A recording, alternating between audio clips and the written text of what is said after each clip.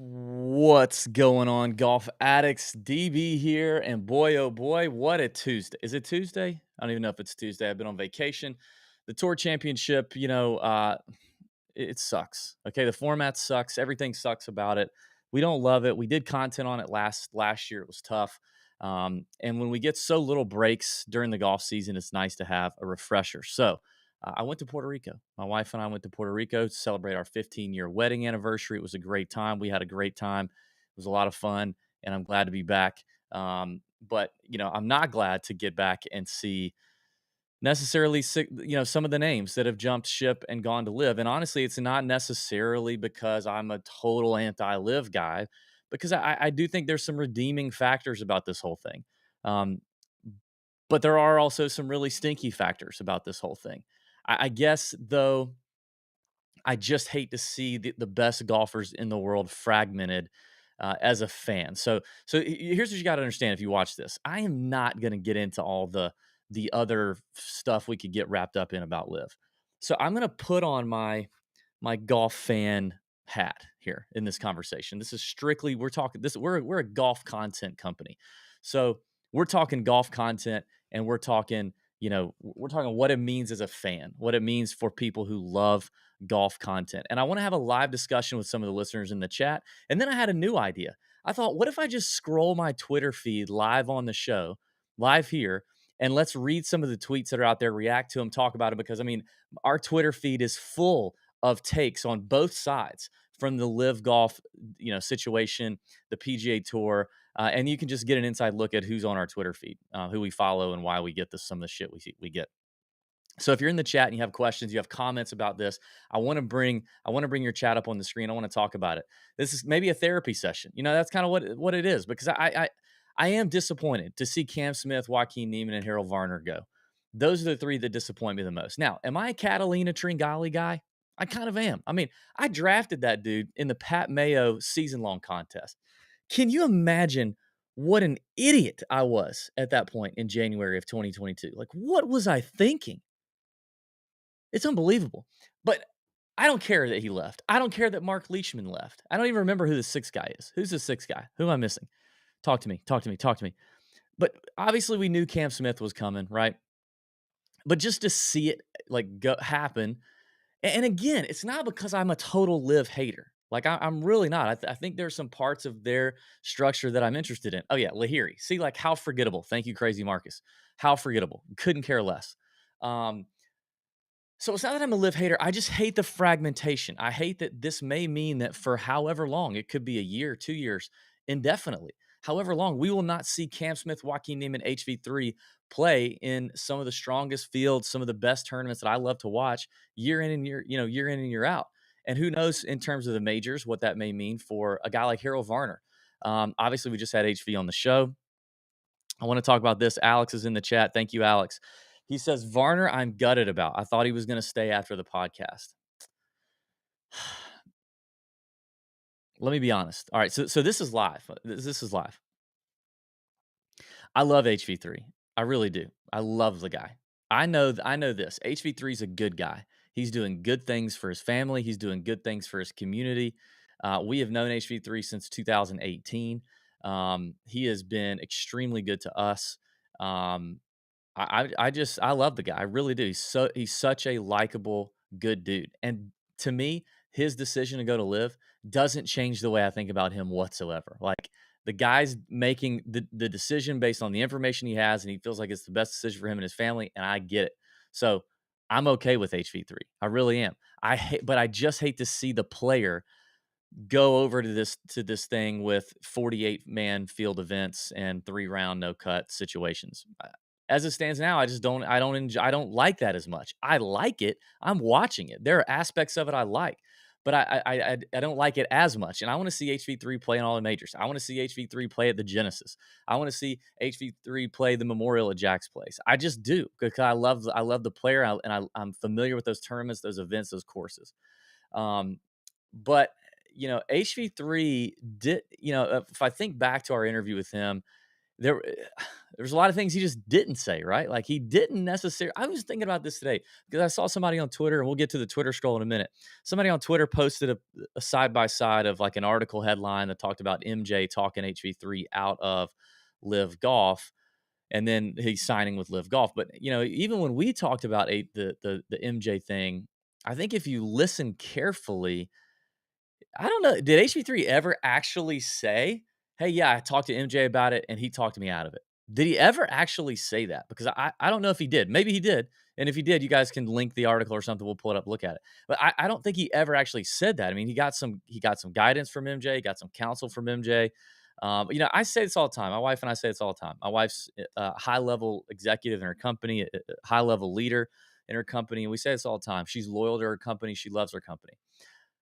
But at the end of the day, David Barnett is the CEO of the Barnett household. Kristen Barnett, CEO of Barnett household. Like you are the CEO, no matter who you work for, no matter what organization you work with, you are in charge of you and your family. So if MJ or freaking, the Dalai Lama or, Tim Tebow tells you to go one way, but ultimately, you don't necessarily like MJ, Dalai Lama, Tim Tebow. They're not you, so, and they're not ultimately in charge of your household, of your family, your life.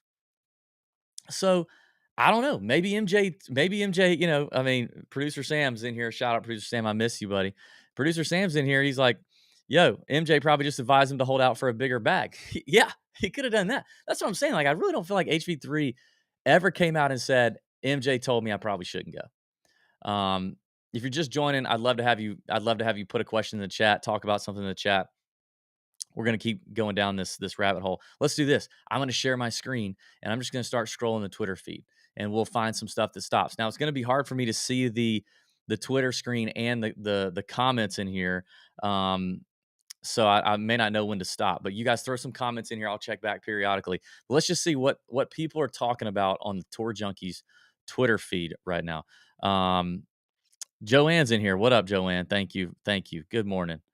Good morning, my brother. Hope you had a great week. I did have a great week. Great week in Puerto Rico. I feel relaxed. All right, let's scroll the Twitter thread. Let's see what we got. And this could be a terrible idea. So you guys tell me if this sucks or not. All right, here's our Twitter feed. Let's refresh, get to the top. And I'm going to scroll until I find something worth chatting about here. Some similarities, no, between Rory. I don't really care to talk about Rory. I mean, I'm glad he did great. Good for him. Riggs is giving away a TaylorMade driver. That's cool. Let's see who else. Well, we got Outkicks doing some stuff. A lot of people retweeting stuff. Oh, yeah, HV3 tracker. So the HV3 tracker guy, I understand the decision, but I'm not interested in live in that type of golf. Hopefully there will be some events to track down the road. Yeah, I mean, I think this dude literally goes to tournaments and just follows HV3 around. So that's very that's could be a tough scene for him. The President's Cup stuff is being talked about everywhere. I got to be honest, like from a President's Cup standpoint, I didn't care to begin with. I just didn't. I just do not care about the President's Cup. Um, so honestly, it doesn't really change things for me, and I hate that. I hate that. I mean, I'll watch it. I'll still watch it probably just to see something different, see some golf, see these guys in a head-to-head, match play situation. But I don't care to begin with. Dexter's asking a question in here. With more and more prominent guys going, do you think this helps Liv's case of getting world golf ranking points? Good question. I mean, I know there's the whole world golf ranking restructuring.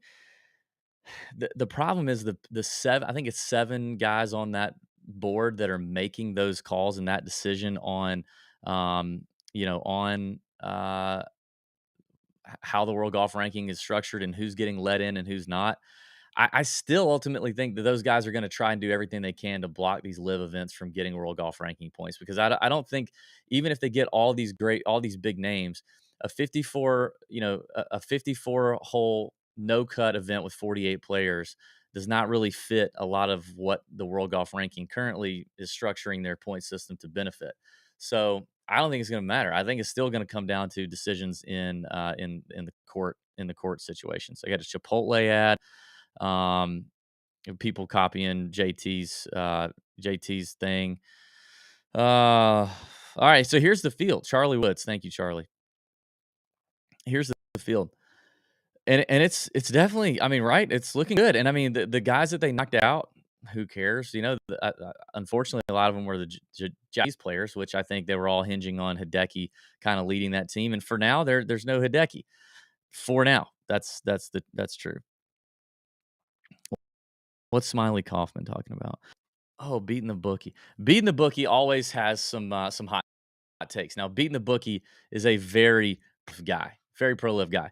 But breaking per me. Okay, so maybe he's got a. Kevin Kisner has been told he's made the President's Cup. Has told has been told he's made it with how he played the last half of the season. I'm shocked. Definitely way better. Don't care about him being a match play wizard. Very weak. Wow. Okay, so let me just do this real quick. I can't. What is wrong with my mouse? Okay, if that's true, if Kisner is in fact now being selected for the President's Cup by Captain DL3, I don't think that's a good decision. I just don't. And I love Kiz, man. Kiz has been a friend of ours since we started this thing. He's been good to us. And me and Pat have for sure banged the Kisner drum hard when it comes to some of these team events in terms of how he's how he's played leading up to those events, his match play record. I mean, looking at the Dell WGC match play every year, it's like it doesn't matter the form the guy comes into seemingly, and he shows up and shows out. He's a winner of that event. He's come down to the Final Four, lost in a playoff or lost in the championship match, I believe this year to Scheffler. I think that's right. I, Kiss should not be on this. I don't understand if that is true. If he's been selected as the President's Cup as one of the captain's picks, based on DL3's affinity for him, affection for him. He's not a Sea Island guy, but he's basically a Sea Island guy. I wouldn't do that. Like, that's just not what I would do. But also, I don't care about the President's Cup. Just said that 2 minutes ago. I don't really care. But that's an interesting thing. Like, what do you guys think about Kiz potentially being selected because he's not played well? First year in a little bit. I think he's missed the Tour Championship. The irons have been wobbly most of the year. The putter has been, uncharacteristically tepid. You know, it's just not been. It's just not going to be great. So I don't love that pick. I don't know how the rankings stand currently. Why is my mouse acting weird? Let's see what the President's Cup standings. This is probably going to be very easy to basically say, oh yeah, I take this guy, this guy, this guy, this guy, this guy all over Kiss. That's probably not going to be a hard thing to do based on how they've been playing. So let's see how we're looking here. Standings. Okay, so Cantlay, JT, Xander, Finau, Scheffler, Sam Burns are all in for sure. How come this is not? It's not showing me who's after that. I guess they didn't. I guess they've already taken that off the website. Anyway, I don't love it.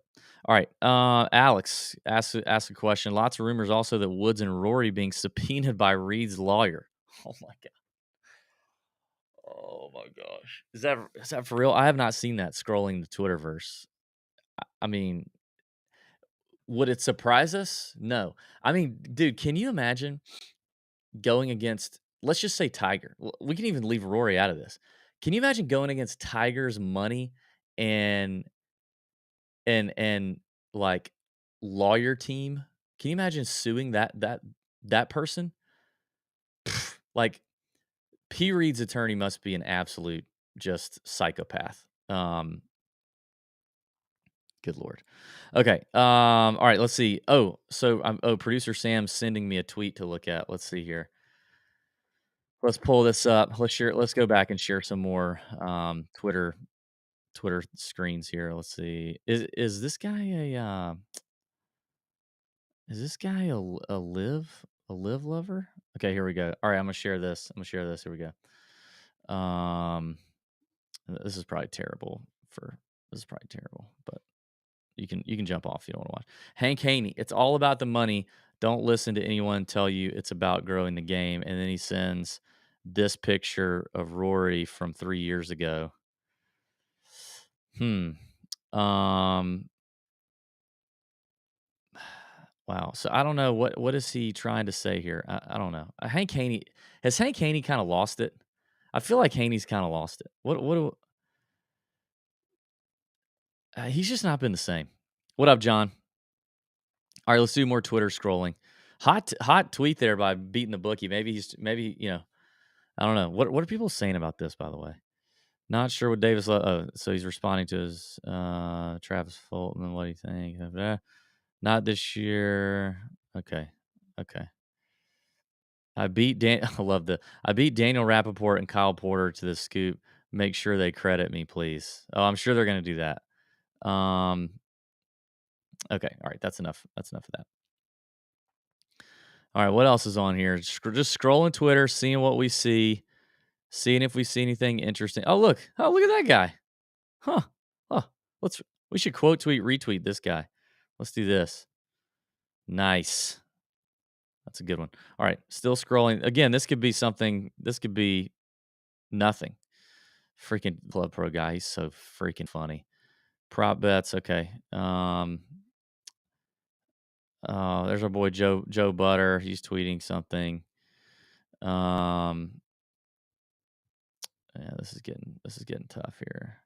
Oh, somebody's asking Will Gray, do you believe the Masters will extend invites to live players? I think the path of least resistance for all the majors will be to not carve out new exemption categories, but also not toss guys. Yes, I completely agree with that. I've been thinking about this a lot. I do think that these majors, and I think the Masters is going to end up. To me, the Masters they have to take an all or nothing approach. They have to either let everybody in who qualifies under the current standards, or not, or change it. For like a quick blip on the radar, I had this thought like maybe they let the past champions play, but they suspend anybody else, or forbid anybody else to play. They're not going to do that though. It's going to be an all or nothing thing, and honestly, I think that one of two. Here's what I think is going to happen.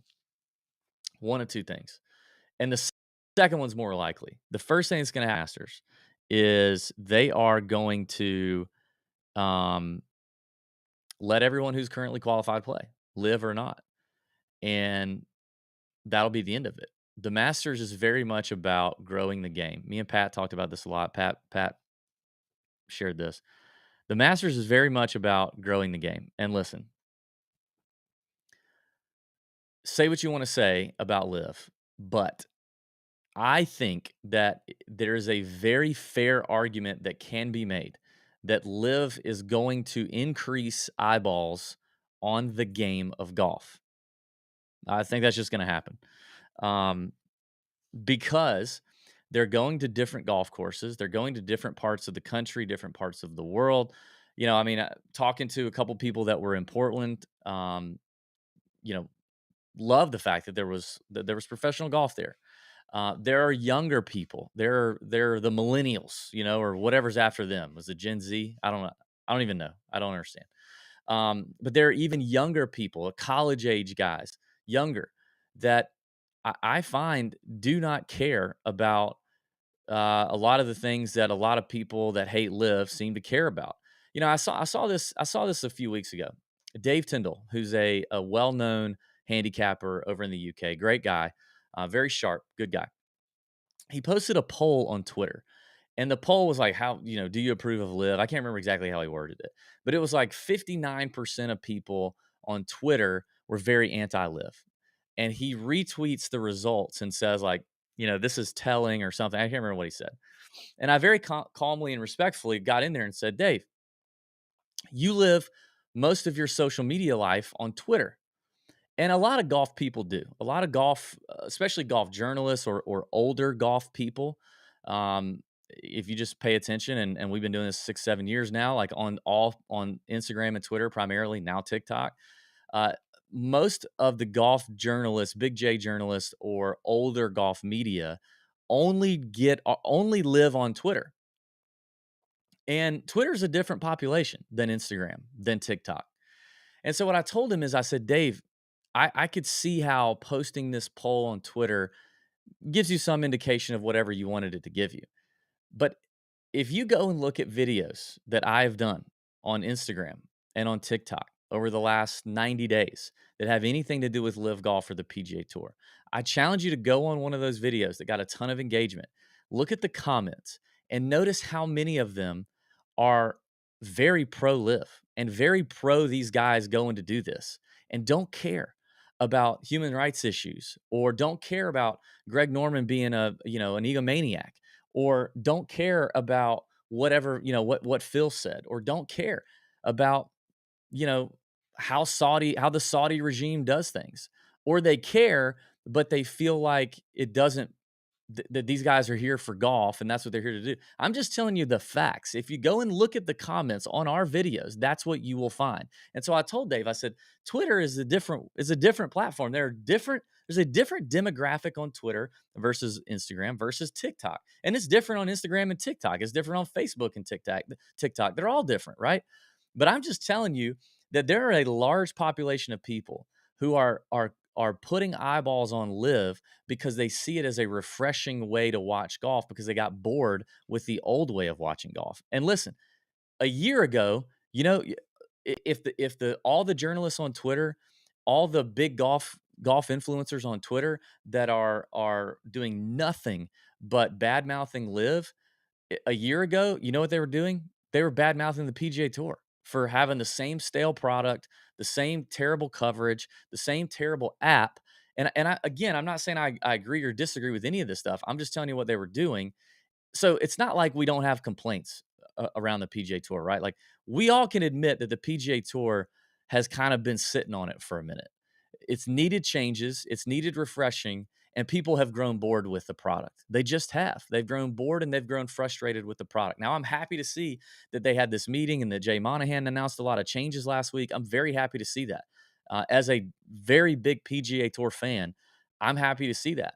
But there are people who have either stopped watching golf or never started because of the stale product that they knew they were getting or going to get and are now shifting some eyeballs onto a different looking, very different feeling product, right? It's like it's like it's like Barstool, right? Like Live is like Barstool in that it's a party. There's music going everywhere. There's freaking the commissioners pouring beers in fans' mouths. I mean, literally that happened at I think it was at Bedminster.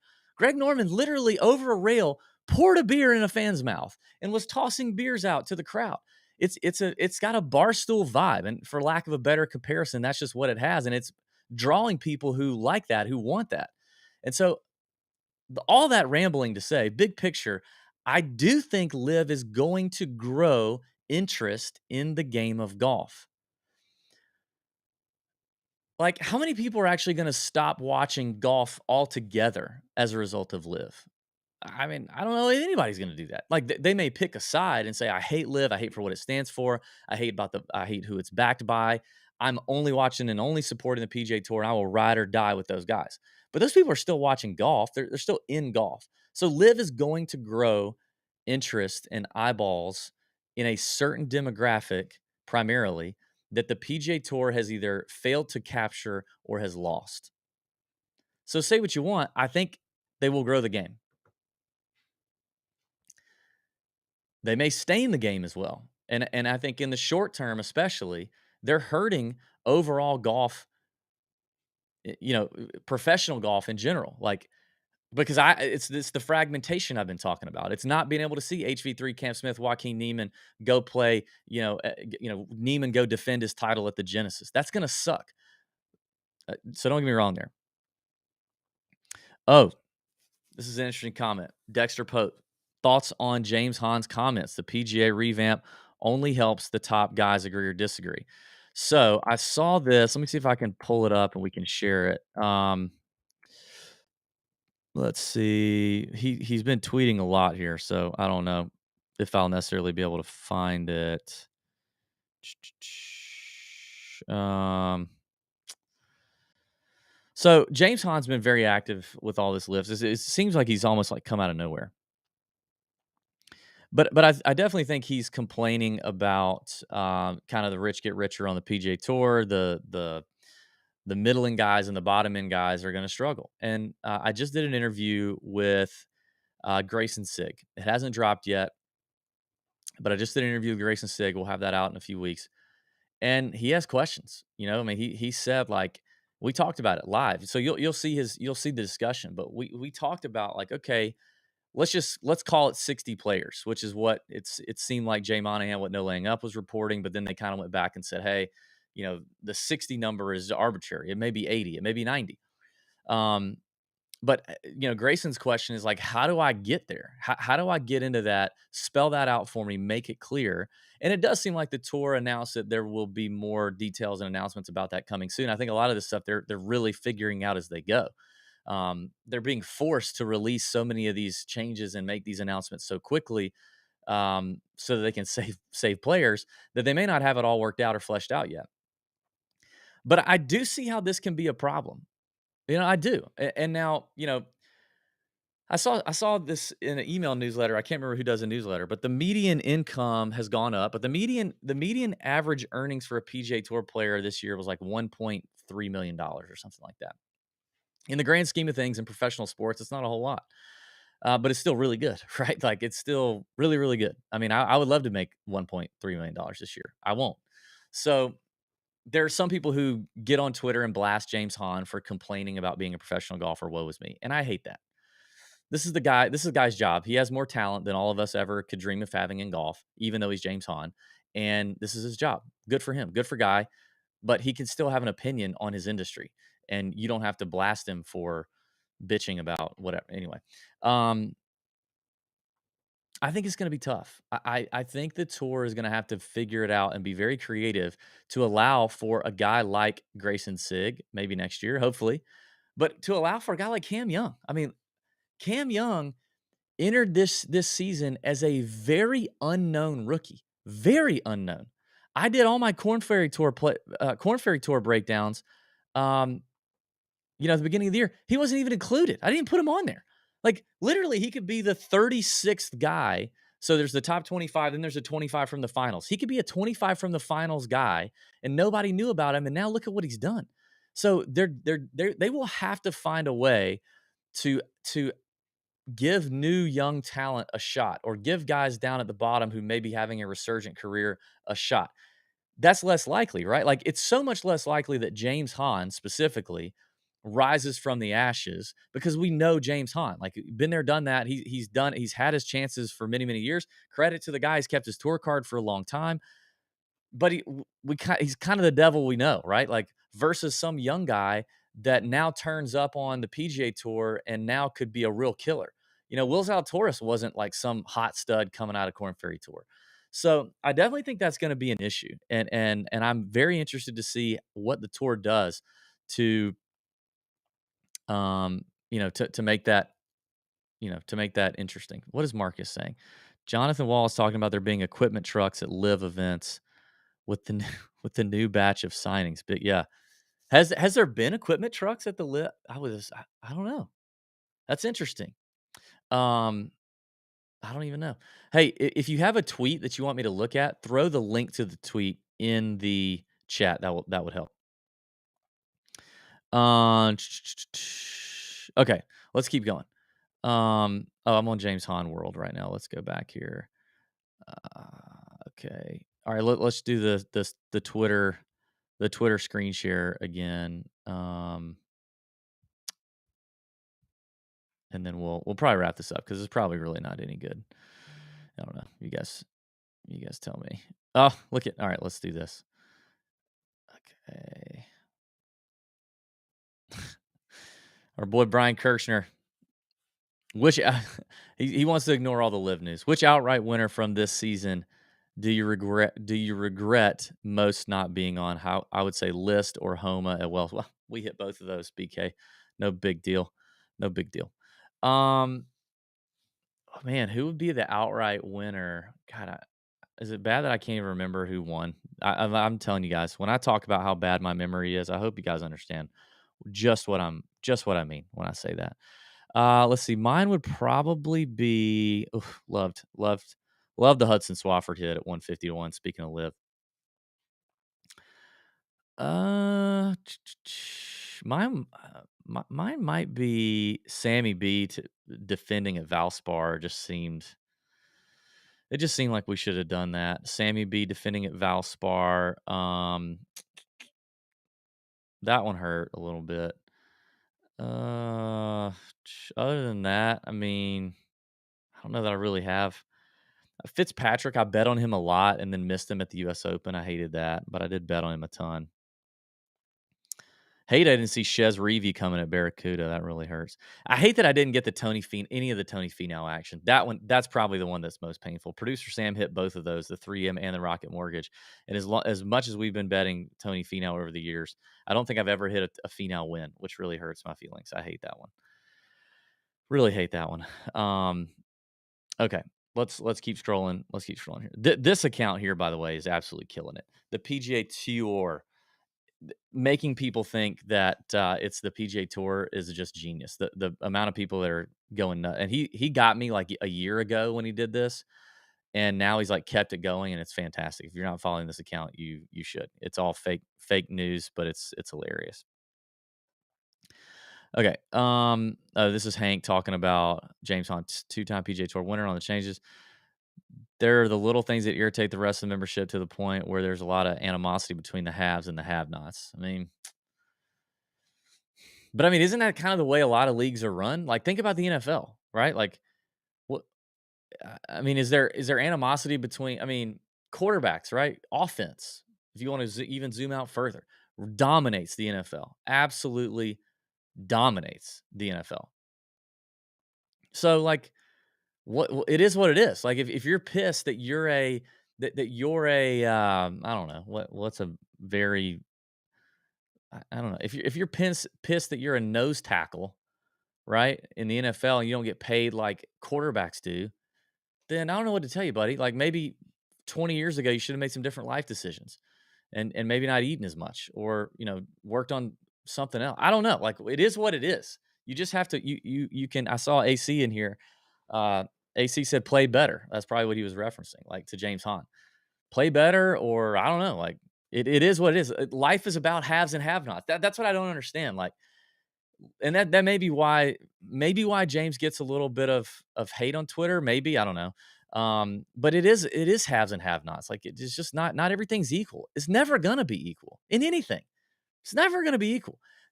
Like I said, I want the tour to be able to have a great path for a young stud up and comer to get into some of these elevated events and compete against the best to see what he's got. I want that. At the same time, this is life. Like, there are haves and have-nots. So get over it. Do something different. I don't know what to tell you. All right. A couple more minutes. Let me see if I can find another interesting tweet here. Man. You got press conferences tomorrow. So Bubba Watson and Harold Varner tomorrow. Lahiri. So Bubba's one of HV3's good buddies. So they're probably working on this stuff together. Lahiri, Joaquin Neiman, and Cam Tringali right after that.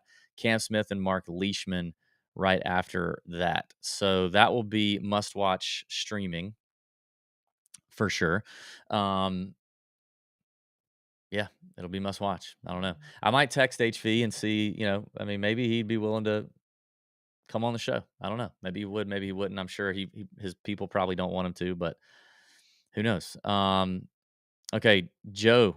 What's up, Joe? Why didn't Cam Smith just wait until after the President's Cup to sign with LIV? That's another thing I don't understand. I don't see enough people talking about that on Twitter. Do people not think that some of these guys are going to dip after the President's Cup? Like, I feel like that could be another deal. I mean, Hideki, Sungjae, Tom Kim, Mito. I mean, I saw that some people were talking about Mito not jumping yet. Well, Mito's not had a chance to play in a team event yet, in a President's Cup event yet. Where I know Cam Smith has, I know Mark Leachman has. I'm pretty sure Joaquin Neiman played in the last President's Cup. I think I could be wrong, but Mito may want to do that. And what's he really going to miss? He's going to miss one event at LIV. He's going to miss Boston this week if he waits until the President's Cup is over. Like, I don't know what I don't. I think people will. I think people are. I think there will be another wave. I saw some people on Twitter talking about how this is probably the last big wave of the year. I think there could be another wave after the President's Cup, or once like the President's Cup teams are finalized and chosen, and the guys that didn't get picked could dip. So, like right now on the President's Cup team, that could be hell. It could be anybody. It could be Hideki. It could be Sungjae. It could be Tom Kim. I don't think he's going anywhere. I don't think he's going anywhere. Corey Connors. Have we had any Canadians go over there yet? I don't think we've had any Canadians. Maybe not. AC, let me know. It could be Adam Scott. I don't know why Adam Scott would care to play in the President's Cup this year. He's played in so many. I don't know why he would care, and he just wouldn't bail. But maybe he's not. KH Lee. And then after that, so in terms of possible other picks, it could be KH. Eric Van Rooyen is up there, but he's not going to play. He's injured. Sebastian Munoz, another Canadian. Adam Hadwin right there. Also Mackenzie Hughes. Lahiri's 15th on the list. He probably decided he wasn't getting in. Leishman's 17th on the list, so they went ahead and bailed. So I mean, I could for sure see these guys jumping after the President's Cup, and I don't understand why other people don't see it the same way. But that's just me. AC. James Hahn wants an effing participation medal. Yeah, apparently he does. Uh, yeah, I don't know. I, I think we're going to see another jump after the President's Cup, and then that could be it for a minute. I don't know, but so far, I'm happy that Cam Young didn't jump. I'm happy that Hideki Matsuyama didn't jump. But, hey, I'm gonna watch the LIV event this week. Like, I'm gonna watch it. I'm gonna watch it. I might even gamble on it. I may even do a show about it. You could see me on here tomorrow. We could be talking about LIV odds. And I've said this before. I'll say it again right here at the end. And I quit my job March 1st to cover professional golf as it relates to primarily betting and DFS. And as long as operators, DFS companies are going to throw up odds and people are going to bet on this stuff, then we're going to talk about it. That's the decision we're making. So, listen, it's not it doesn't impact LIV at all if we do or do not talk about their content. But if you can place a bet on it, DraftKings and FanDuel and all these companies that have relationships with the PGA Tour, they're all offering odds for LIV events. So, if you can do that, then Tour Junkies will be covering it. To what extent? I don't know. Probably not the same extent as the PGA Tour because I don't like betting and playing DFS as much in a 48-man field, 3-round, no-cut tournament. I don't like it as much. I'm more interested in the betting side of it, but we'll cover it. We will. Now, will I cover it this week for sure? I don't know. It depends on how today goes. I have an interview tomorrow. We got a bunch of player interviews dropping here in the next few weeks, and then I got to get ready for Golby's Cup. So I got a lot to do for Golby's Cup to have that event be a massive success. So I may continue to enjoy this brief time out in the PGA Tour season to do some of those behind the scenes things, not in front of a camera on YouTube. But yeah, nobody's watching LIV. Wait till you see the numbers. Yes, I mean I've seen some of that, Mark. I completely get it. There are some eyeballs on LIV, and I think that obviously getting players like Cam Smith, Joaquin Niemann, HV3, it ups a little bit of that watch factor. I think I don't know. I think I think their numbers are going to go up and not down. Now, were their numbers really high week, the first tournament, maybe the second? Yeah, because it's obviously like kind of the curiosity factor. But I do think I mean, think about the six players that they kicked out, right? That got bumped out of the Boston event, and the six players they added. You know, in a 48-man field event, losing six guys that nobody cares about and gaining six guys that at least people are very familiar with, Cameron Tringale, I get, or well, they're not no, they're not. Take that back. People are familiar with Cam Smith, Joaquin Niemann, and HV3. If you're a golf fan, if you're someone who watches golf, who would watch golf anyway, because here's the deal, Mark. A lot of people don't watch golf anyway. I mean, I talk to a lot of people all the time. They talk, what do you do for a living? And now I'm telling them what I'm doing. I talk to a lot of people and they're like, man, I mean, I like to watch the majors and I love playing golf. I play golf every week. I watch the majors. I watch a little bit on Sundays, maybe to take a nap, and that's it. I mean, it's not like a lot of people are watching golf anyway. I don't really know, if they land a TV deal, which I think they will. I think they will get a TV deal. If they get a TV deal and it's more easily accessible to the mainstream golf watcher who is actually much older, in age, right? And they're not going to log on to YouTube and watch anything. Um, I think if they land the TV deal, they obviously are going to continue to land more and more well-known players. The trajectory is only going up. Is it gonna be as much as a PGA Tour? I don't think so. Um, but honestly, like, if you're objective about it, their coverage is actually not bad considering what they're working with. I mean, the very first live golf event that we all watched in London, think about think about how good that thing was to have never done it before. Y'all, it was really good. I mean, okay, outside of all this live stuff, no laying up made a name for themselves partially by pissing on the PJ Tour's coverage week in and week out. They have the coverage segment. It's hilarious. It cracks me up every time. I love it. But as long as the PGA Tour's been doing it, if you were objective and you compared the PGA Tour's round one coverage to Liv's very first event in London's coverage, it is not that much different, other than the names you didn't know and their crappy leaderboard. They had their leaderboard situation was bad. But other than that, I mean, from a camera quality, now I've seen some clips. There's some weird tracking issues where it looked like an intern was holding the camera or whatever. But I mean, it's not that much different.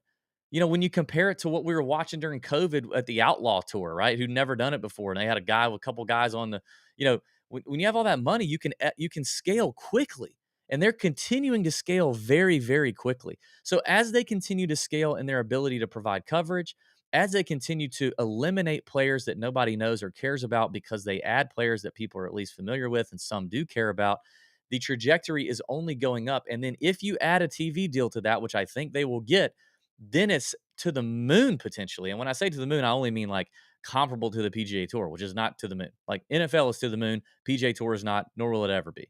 But it just is. I disagree, Mark. I think people are watching it and will watch it.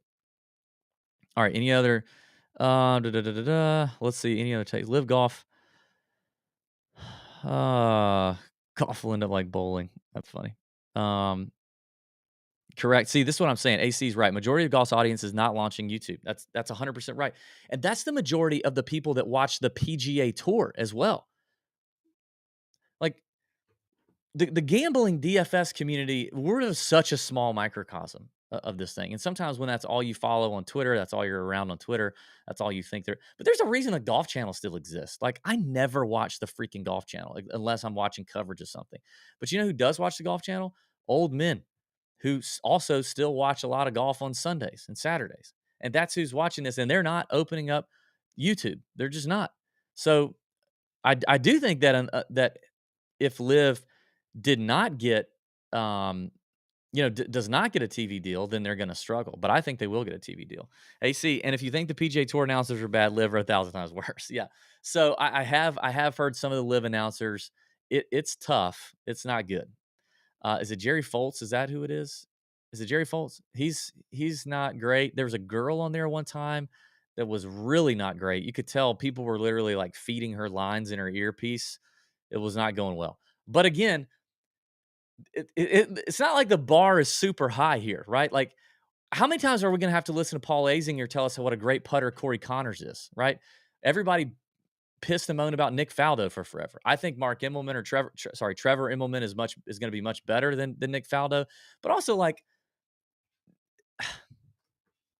here's what Liv could do. If I were in charge of this decision, I talked about the Live Barstool comparison, right? That it feels like Barstool versus like ESPN media in terms of how they cover the event. Commissioners pouring beer down the throats of their patrons at a Barstool/Live event versus an ESPN/PGA Tour event. And that's just a comparison. If I were in charge of this decision, I'm getting announcers that are going to be part of the experience and part of the entertainment. And there are going to be some people that won't like that. They're just going to want their announcers to say the bare minimum and let the golf do the talking, which I get. But I think this is why they went after Charles Barkley. I think this is why they're going after people like him, because I think that's why they went after David Feherty, and they want to take the chains off of David Feherty because they're going to press into, it goes right back to Barstool, and say what you want about Barstool, but they're wildly successful. And a lot of people hate him. People either hate him or people love him. And that's what Liv's going to do. So Liv is going to either give you a David Feherty and a Charles Barkley and a insert other possibly controversial but funny or entertaining person that is kind of polarizing, insert them into the broadcast, and they may have a Jerry Foltz here to kind of bring some sort of levity to the situation. But that there, if I was them, I'm pressing into that, and I'm going to continue to chase after someone who is going to be a little polarizing but entertaining while watching this broadcast. Whereas the PGA Tour is going to deliver you Trevor Immelman. You know what I mean? Like, and I'm not saying either. I'm not saying that either are bad. I'm just saying you're gonna draw a different crowd. Different people are gonna want again, they're going to want their old head media retired golf guy to give them the very vanilla coverage, or they're going to want to go over here to Barstool version and get hot takes and hot mics and funny commentary and maybe one so about a guy that talks too much, but when he opens his mouth, yeah, I think one of those things is going to happen. So anyway, that's another rant. Let's see if there's anything else. Dan Hogan, to me, it's just not entertaining on LIV. They have a long way to go to make a watchable product. Yeah, I mean, I don't think they have as long to go as you think. I just don't. And some of the benefits to LIV, and I guess I feel like on this I'm very much being a LIV apologist, and that's not what I am. I'm really not. Um, Pat is for sure not a LIV apologist. Pat hates LIV, by the way. But I'm trying to be as objective as possible. And what I'm seeing come out of LIV is their ability to move quickly and adjust quickly. They're like the Barry Sanders of golf right now. And some of you probably don't even know who that is. But like they can stop on a dime and move things. And money does that, I guess. Um, Power does that, right? But the fact that they have already brought what their plans were for the 2023-2024 season, the fact that they've already moved that up to now 2023 shows their ability to be nimble. But I think their ability to be nimble is what would make someone bullish on the fact that they actually don't have a long way to go. Um, First of all, here's one thing I do like. I like the 5-hour deal. I like that it's 5 hours and it's over. That it's not an all day affair. I think that's interesting. At first, I thought I was going to hate the shotgun start thing. I thought I was going to hate it, but I don't hate it. I hate it on the last day. I don't hate it on the first 2 days. I don't. I think it's a great idea. Honestly, now looking back on it, I think it's a good idea. It's constant action, constant coverage, and it's 5 hours and you're done. I don't. I think that actually makes it more watchable for a lot of people. I don't like that Sunday the winning team could be on number 4 and it's a benign par 3. I don't love that. But but you know what? I also wouldn't put it past them to adjust that and change things and maybe have the final round not on not a shotgun start. So I think it could get entertaining, is what I'm saying. It's not super entertaining right now. I'll give you that for sure. Da, da, da, da, da. Fox will give him a TV deal. Maybe. I mean, I know we've heard that. Max talking about HV3. Yep, I know, man. We talked about him in the beginning. I get it. Oh, this is interesting. I haven't seen this take. Joe, are they going to fire Greg Norman to normalize LIV Golf? Seems like a lot of pushback against the Norman is against Norman personally. Oh, okay. No, I think there's no way they let Greg Norman go anytime soon. No, there's zero chance. Greg Norman is, I think, the glue holding it together. And when you have a guy as motivated as Greg Norman is to win against the PGA Tour, then if he pisses off people or he polarizes people personally, you don't care because the cost outweighs or the benefit. The benefit is better than the cost. The possible people that he pisses off or offends. Greg Norman wants nothing more than to win against the PGA Tour. And when you have that kind of motivation in your guy that's leading the charge, I don't think they do want. I don't think there's any chance they want to do that anytime soon. I just don't. The leaderboard is bad. Dan's commenting probably on my stuff. The leaderboard is bad. The team concept is bad. The shotgun start takes away all the Sunday drama.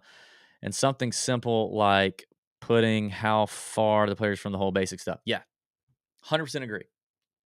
Leaderboard has been bad. They got to upgrade the leaderboard. They got to do things better. The team concept, I think is going to improve drastically next season because when these teams are locked in and they're potentially owned by an owner or a sponsor or something like that, and these teams are more locked in and more stable, probably with alternates, I would imagine, who may or may not get in every event. I think it will actually become more interesting. And I poo-pooed on the team thing early as well in terms of, like, how much are these guys really gonna care? But I think there's an element of care there. I don't think it's a lot in terms of the players, but I think there's more than I thought there was. So I actually think the team concept has a lot of promise. The shotgun start takes away all the Sunday drama. Completely agree. That's what I said. Like, I think the shotgun start should be done away with on Sunday. But this basic stuff like improving the leaderboard, how far the player is from the hole. Let's call it shot tracker. I don't know how that's going to work because ShotLink is exclusive with the PGA Tour. It may even be owned by the PGA Tour. Maybe not. It's a CDW product. Maybe not.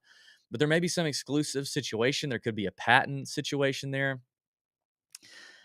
Not having like ShotLink-esque data is going to suck for the diehards like us. But again, for your dad who watches on Sunday regularly, he doesn't care necessarily that it's perfect or highly accurate or to the yard or on an app.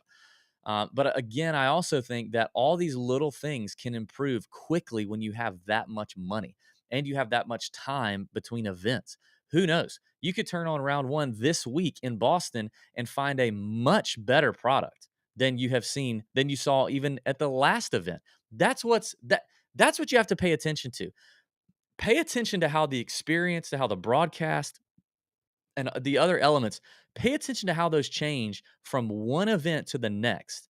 That's important because that's showing you the speed at which they can adjust and at which they can be nimble. And that's what I think is something to look out for. Um, da, da, da, da, da. Yes, Mark, I agree with this, Marcus. You have to give these things time to grow. You do. So, like, coming out and hammering the product of LIV versus the PGA Tour, I understand. I do. I understand. I've hammered parts of it. I did. But you do have to remember this is a startup. This is literally a startup. Like, if somebody came out with a competitor to Uber right now, like, and they launched it today. I know Lyft is an example, but if somebody came out with another one of those, like, there would be so many things you would look at and be like, "This is terrible. They don't have this. I don't have this. I don't have this. I don't have this." But in a month, they could have it. It could easily happen. Rome wasn't, but yeah, Joanne says Rome wasn't built in a day. Just wait and see how good that they. Yeah, I mean, endless money. That's what it could. That's what it could do. Everyone tunes in Sundays to see the drama shotgun. Yeah, agree. Okay, David says Neiman is the first name I will genuinely miss. Such a future ahead of him, throwing it away for one paycheck. Man, I mean, I hate seeing Neiman go for sure. I hate Cam Smith, Joaquin Neiman, and HV3 really suck. Like, they really suck to me um, to see go. So I'm with you, man. And Neiman is young, but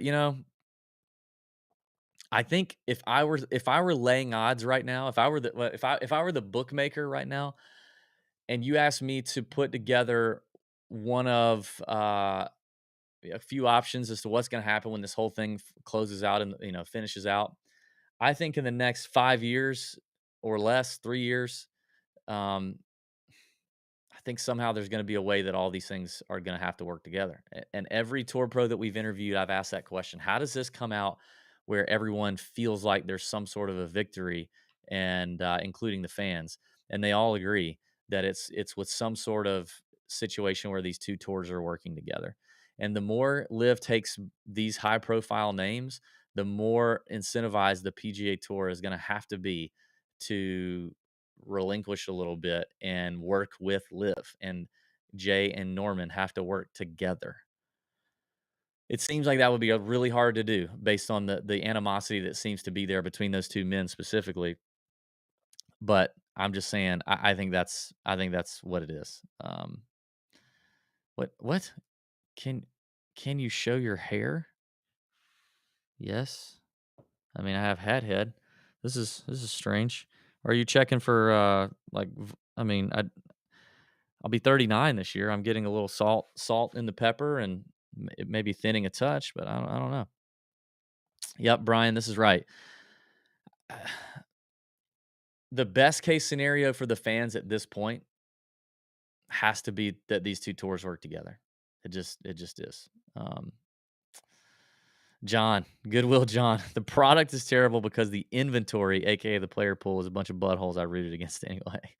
But see, John, I argue that, buddy, because like I hate Bryson DeChambeau. You guys know I can't stand him. I don't like him personally. I probably shouldn't say he's probably there's probably some redeeming qualities to Bryson, but from what I can see of him in the public arena, I can't find very many. Behind closed doors, off camera, are there redeeming qualities? I'm sure there are. There are in everyone. But I can't stand Bryson. Like he gets under my skin. Patrick Reed is a very polarizing guy. Sports needs characters like this. They just do. So I think that the product has been has diminished on the PGA Tour because you don't have Patrick Reed and because you don't have Bryson DeChambeau. I think those two primarily are the two that I think hurts the most in terms of the product. I think Cam Smith does hurt the product. People like Cam Smith. A lot of people like Cam Smith. They like the way he plays. They like the way that he kind of he's his own guy. Um, I think it hurts. I do. At the end of the day, outside of the betting DFS community, there's probably a lot of people that don't care about Joaquin Neiman. There's probably a lot of people that don't care about him. So I don't think he does a lot. HV3, I think actually, if you step back and look at the whole, the big picture of the PGA Tour, losing HV3 is a massive loss. He's the most, I mean, he's the most relevant in terms of on course play right now, African American on the PGA Tour. I mean, Tiger Woods is obviously numero uno, but HV3 is a relatable, fun-loving family guy, um, that I'm sure a lot of young African American golfers around this country look up to and want to be like. He's got to deal with MJ, and that's good for the PGA Tour product. That's good for the PGA Tour product. So I think he is actually a bigger loss from a big picture grand scheme of things on the PGA Tour than a lot of people are maybe mentioning on Twitter. Uh, but I mean, I think the product is less and less terrible based on what on your evaluation there, John. Da, da, da, da, da. Yeah, get rid of the president. This is the hottest take going around Twitter right now, but this is something we've talked about for months now. Brian, get rid of the watered down President's Cup, do a PGA Tour live. I mean, would it just not be the greatest thing ever? It would be freaking electric, but it's not going to happen. It's just not going to happen. At least not anytime soon. At least not anytime soon. But dang it, it would be awesome if it did. Um, Colt Knost is the next to go. No way. Colt is all in. Let's see. Let's go, Brandon. Are the live guys going to be banned from the majors now? No, I don't think they are. I just don't think they are. Because as these big names continue to move, Cam Smith, Joaquin Neiman, two guys who, one guy who's got a major, another guy who's contended in tough events and you feel like has the chops to win a major, and possibly more to come. It's like, I don't think they are. I think they're going to say, you know, this golf tournament is going to be going to be a reflection of the best players in the world competing against each other. That's what we want it to be as a product. Therefore, we're going to let these guys play. Now, as the world golf ranking situation works out and maybe it continues to hurt guys that play live events, as that continues to happen, does that make those guys look like less and less of the best golfers in the world? Therefore, start ruling them out in major championships? Maybe, but that's going to take a lot of time or some time. But in the near future, I don't think that's going to happen. Maybe I could see it happening with the Open Championship in terms of the RNA with, their decisions to do some things, alongside Jay Monahan and the Strategic Alliance and all that. Like maybe, but I don't think the USGA or the PGA or the Masters is going to suspend these guys. Let's see. I'm only doing this because we're gaining live viewers. So, HV3. Watch out. Oof. Now I haven't even this hadn't even crossed my mind. Watch out that MJ gets involved with Live because of HV3. Man, I mean, I haven't even thought about that. Like MJ being involved in Live would be interesting. But I mean, I don't know. I don't know. All right. Well, we'll end on this. Adam Schefter just reported the golf sommelier is headed to Live. Listen, the last person in the golf media community to head to Live would be Pat. He's not a Live guy whatsoever. So, just not happening. Um, but doesn't mean I won't be doing live golf content in terms of, betting content, DFS content. Oh, so another David here says MJ said no chance HV3 keeps his Jordan contract if he went. Zero chance he endorses Live. Did he say that? Do we know that he said that? I've never heard that. Huh. Okay, Eric's asking a question that apparently I've missed or skipped over. I don't see it, Eric. Where's the question? Pretty much the same comparison to WWF, WWE. What do the letters live stand for? Don't they stand for 54? As in 54 holes? Isn't that what it is? You said, I guess I need to Google because you don't want to answer publicly. I don't know what I've missed the question. I'm sorry, I haven't seen all the comments. Um, what do you think the PGA Tour did to the DP World Tour, aka European Tour? They took all their good players to play for more money, and the DP Tour is now a AAA tour. I mean, Brian, that's not a bad take. I mean, it kind of is. The PGA Tour in a lot of ways was obviously competition to the DP World Tour, and a lot of those guys wanted to make more money. More eyeballs were on it, so they came over there. At the end of the day, it's about eyeballs, right? Like the more eyeballs you can get on your product, and that's why people were frustrated with the lack of investment in the product that the PGA Tour made over the last few years up until now, because it is all about eyeballs. That's how you make more money. If we want to be a better show and make more money and hire more people and do more cool content, we have to get more eyeballs, because the eyeballs is how we make money. We can tell sponsors these are the amount of eyeballs, these are the demographics of those eyeballs that they're interested in, that then they want to pay us money. If I have 100 eyeballs on my show, I'm not making any money. So you got to draw the eyeballs. And if the PGA Tour was the one doing that over the DP World Tour, which they were because they had the more talented players and they had a better product, that's why they got them.